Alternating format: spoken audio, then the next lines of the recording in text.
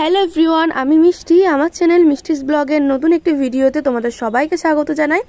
আশা করছি তোমরা সবাই খুব ভালো আছো, আমিও ভালো আছি। সব সময় নিজের হাতের বিরিয়ানি বা কোনো রান্নাই খেতে ভালো লাগে না, মাঝে মধ্যে একটু হাতটা চেঞ্জ হলে খুবই ভালো লাগে আমার।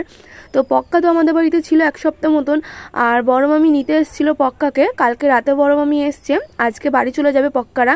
তো বড় মামি বাড়িতে চলে যাওয়ার আগে আমরা বলেছিলাম যে বড় মামি তাহলে আজকে বিরিয়ানি রান্না করো, তুমি রান্না করো, তোমার হাতের বিরিয়ানি অনেক দিন খাই না। বড় মামিকে এর আগেও বলেছিলাম যে তুমি আসলে বিরিয়ানি করবে। তো মাঝে তো আমরা অনেকবারই বিরিয়ানি খেয়েছি নিজেরা করে, কিন্তু বড় মামি এসছে তো বললাম তুমি তাহলে করো। তো বড় মামি কিন্তু খুব সুন্দর বিরিয়ানি করে। আগে তো বড় মামি করতো আমাদের বাড়িতে বিরিয়ানি, তো এখন এক জায়গাতে না থাকার জন্য আমরা নিজেরাই যেটুকু পারি করে খাই। তবে আমরা যে খুব একটা খারাপ করি তাও না, তবে মাঝে মধ্যে মনে হয় অন্য কারোর হাতের খেতে বেশি ভালো লাগে। এখানে আমি পুরো বিরিয়ানির রেসিপিটা তোমাদের সাথে শেয়ার করতে পারলাম না, আসলে আমি না বাড়িতে ছিলাম না, আমি একটু বাজারে গেছিলাম। তো এদিকে এসে দেখি বড় মামি সব কিছুই রেডি হয়ে গেছে, মাংস করা হয়ে গেছে, ভাতও করা হয়ে গেছে। আমি ভাবলাম বিরিয়ানি যে এখন সাজাবে, যে লেয়ারগুলো করবে সেগুলো তোমাদের সাথে একটু শেয়ার করি ছোট্ট একটা ভিডিওতে।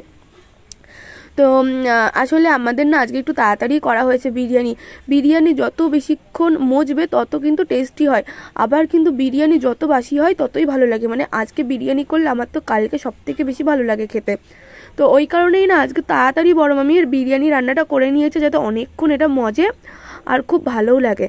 তো আজকে তো আমার আর আমার মায়ের দুজনেরই ছুটি রান্না করার থেকে, বড় মামি আজকে করে খাওয়াচ্ছে আমাদেরকে।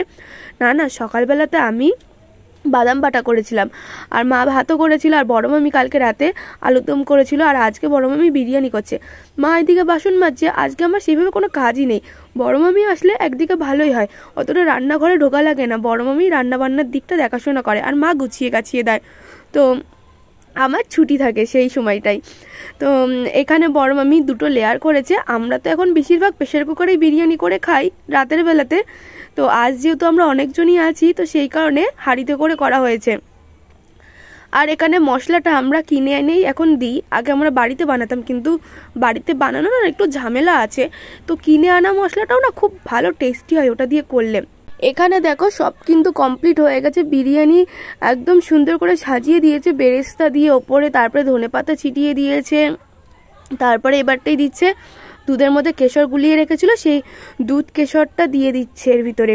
কেশরটা না এখনো ভালো করে গলেনি, তো বললাম যে তুমি তাহলে দিয়ে দাও, এমনি গরমের ভাপে ভাপে ঠিক গলে যাবে।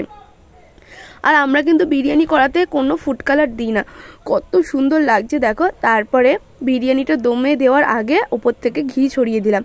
মাঝে কিন্তু আমরা কোনো ঘি দিইনি, ওপরেই ঘি দেবো, ঘিটা আস্তে আস্তে গলতে গলতে পুরো নিচেই চলে যাবে। দারুণ লাগছে দেখতে। বড় মামি যদি আবার আসে আর বিরিয়ানি করে, তখন আমি তোমাদের সাথে পুরো বিরিয়ানির রেসিপিটা শেয়ার করব। দম দেওয়া হয়ে গেছে, প্রায় 2 ঘন্টার মতো আমরা দমে রেখেছিলাম, মানে আর কি 2 ঘন্টা পুরোপুরি দমে রাখিনি, কিছুক্ষণ দমে রেখেছিলাম, ওই 15-20 মিনিট মতো। তারপর এটাকে এমনি রেখে দিয়েছিলাম। আর বিরিয়ানিটা খেতেও দুর্দান্ত টেস্ট হয়েছিল। পক্কা চলে যাবে, ও যাওয়ার আগে আমার কাছে স্যান্ডউইচ খেতে চেয়েছিল, তো ওর জন্য আমি স্যান্ডউইচ করছি। তার মধ্যে আজকে কী হয়েছে, কারেন্টটাও চলে গেছে। আজকে আমি এগ স্যান্ডউইচ করছি, আলু গ্রেট করে দিয়েছি, ডিমটাও গ্রেট করে দিয়েছি, তারপরে দিয়েছি এর ভিতরে পেঁয়াজ কুচি, টমেটো কুচি আর গোলমরিচের গুঁড়ো, লবণ, ব্যাস এইটুকু দিয়েই করেছিলাম। তারপরে পক্কা যখন বেরিয়ে যাচ্ছে তখন দেখি কারেন্ট দিল। তো আমি বললাম যে তাহলে আমি একটু স্যান্ডউইচ মেকারে তোর জন্য একটু করে দিই। আসলে ওর শখ ছিল স্যান্ডউইচ মেকারে খাওয়ার, তো সেই কারণে আমি আবার স্যান্ডউইচ মেকারে দিয়ে দিলাম। কারেন্ট ছিল না বলে আমি তাওয়াতেই সেঁকে দিয়েছিলাম। স্যান্ডউইচটা খেতেও কিন্তু দুর্দান্ত লাগছিল। তবে আমার এই স্যান্ডউইচটার থেকে আগের দিন আমি একটা স্যান্ডউইচ করেছিলাম, ওটাই বেশি ভালো লাগছিল।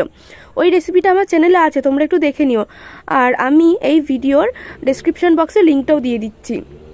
তো স্যান্ডউইচ মেকারে দেওয়ার পরে দেখলাম এখন না ঠিক মতো হয়নি, মানে ওই যে ভাঁজটা পড়ে ওটা হয়নি, যেহেতু আমি একটু কড়া করেই ভেজেছিলাম সেই জন্য ভাঁজটা আর পড়লো না।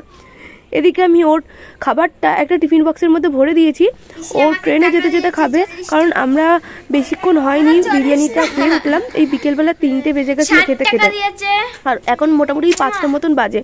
ও বেরিয়ে যাচ্ছে, ও এখন একটা স্যান্ডউইচ খেয়েছে, আর বাদ বাকিটাও ট্রেনে যেতে যেতে খাবে। তো এখন এখানে ওকে আমি একটু আদর করছি। এই কদিন তোকে আমি অনেক বকেছি, অনেক ওর সাথে ঝগড়া করেছি। আসলে দুইজন এক জায়গায় থাকলে একটু ঠোকাঠুকি লেগেই থাকে, আর ওকে আমি একটু বকেছি, তার কারণ হচ্ছে খুব জ্বালাতন করছিল।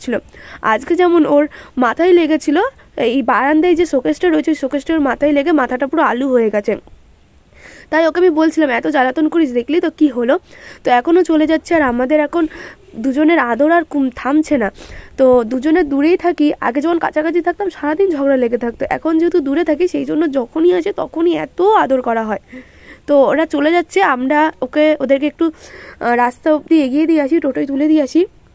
তো চলো আজকের ভিডিওটাও এই অবধি, ভালো লাগলে লাইক কমেন্ট শেয়ার করে দিও, আর যারা নতুন আছো তারা আমার চ্যানেলটা সাবস্ক্রাইব করে দিও।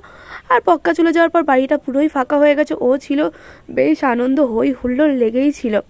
তো চলো টাটা সবাইকে, আবার দেখাবে অন্য একটা ভিডিওতে। ভালো লাগলে লাইক করে দিও আর চ্যানেলটা সাবস্ক্রাইব